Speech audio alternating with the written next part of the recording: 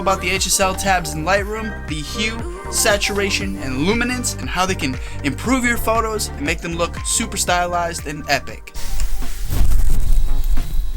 I am so sorry guys, this week's Quick Tip Tuesday is a little bit late. This is going to be the most overlooked step by beginner photographers. What are all these sliders? What do they do? I'm gonna explain it all for you guys as simply and as quickly as possible to make it the easiest workflow you could do.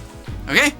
Okay. What does HSL stand for? H stands for hue, S stands for saturation, and L stands for luminance.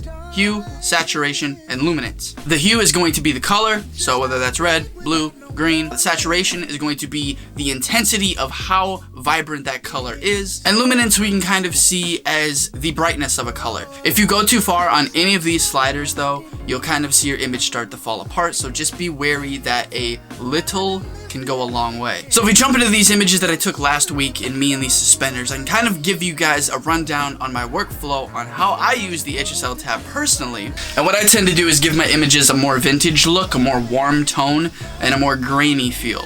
So to do that with the HSL tabs, I usually bring the greens down into the oranges and yellows a little bit more. I bring the yellows more towards the orange side.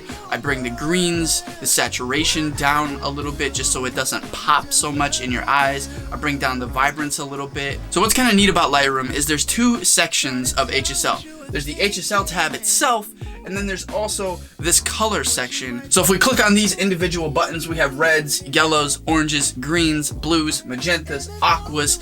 You can mess with any of these individual colors on the color wheel, and then you can change the hue, saturation, and luminance of that specific color. Where'd the sun go?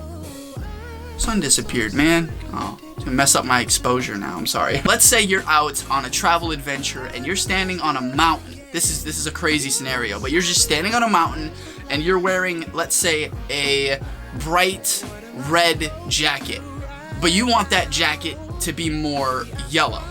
You can actually do that and change the color with the HSL tabs, which is so cool. Let's say you need an orange shirt for some reason, but you only have a red one. You can change that hue in Lightroom or Adobe Camera Raw or your program of preference using the HSL tabs, even the Lightroom app on your phone. Photography is an open book. It's whatever you want.